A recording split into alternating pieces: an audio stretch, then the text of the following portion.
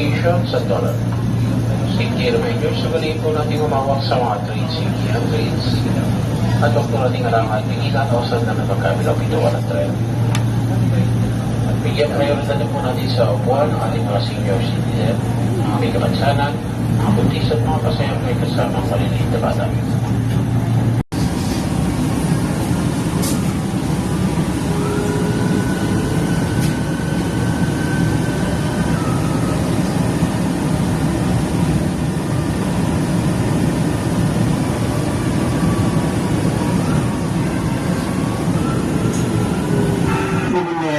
Station Magallanes.